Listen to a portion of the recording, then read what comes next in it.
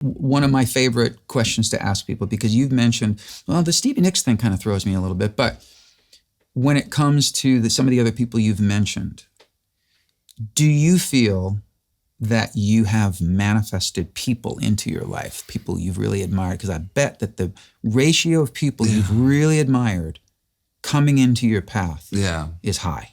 Yeah, I mean, for me, one of the big ones was Burt Bacharach.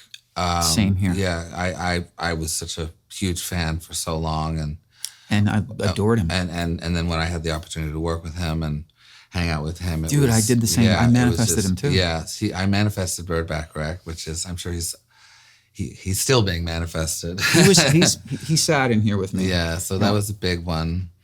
You know, the one who, and this is more on a personal level, not so much artistically, but certainly, you know, in terms of enjoying LA and having fun here and really, you know, having some incredible stories to tell was Carrie Fisher. Oh, wow. Yeah, when she you know, manifesting Princess Leia, when we became good friends, that was a trip and a half.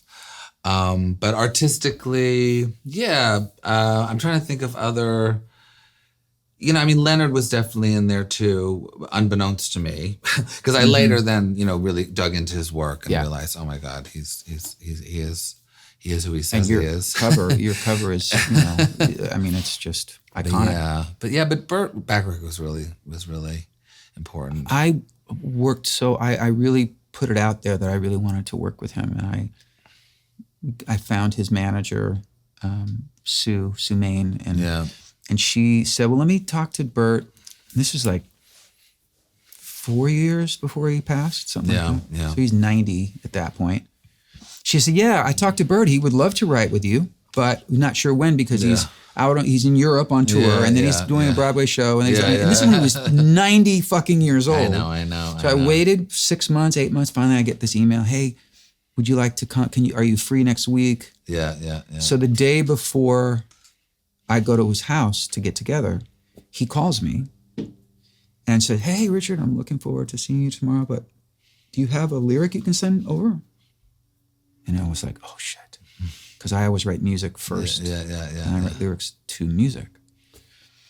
So I went, oh, Burt, you know, I thought that what we would do is we'd get together and we could write a tune together, a melody, and then I'll take it and write lyrics. And there's a pause.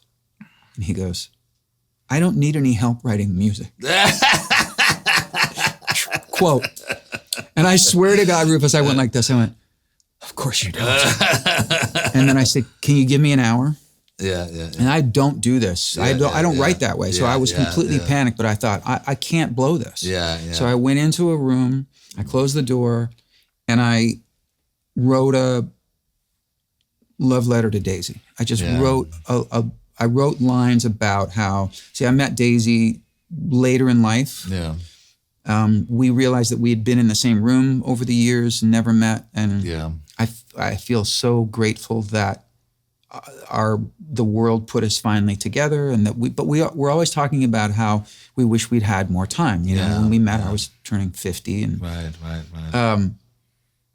And so I kind of wrote a sense of that, and I sent it over to him, and he called me and he went, "Oh, I like this. See it too." Yeah. And when I walked up to his door, he came to the door and he barely said hello. He goes, "Come to the piano. I got something."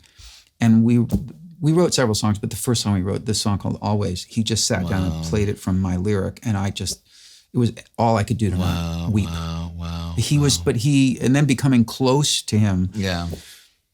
That's the kind of thing we're talking about, like you and Carrie Fisher, and it's when, you know, I still have all my voicemails from Burt. Yeah. And I hit him saying, "Love you," and, you know, so we're lucky guys. We are very lucky.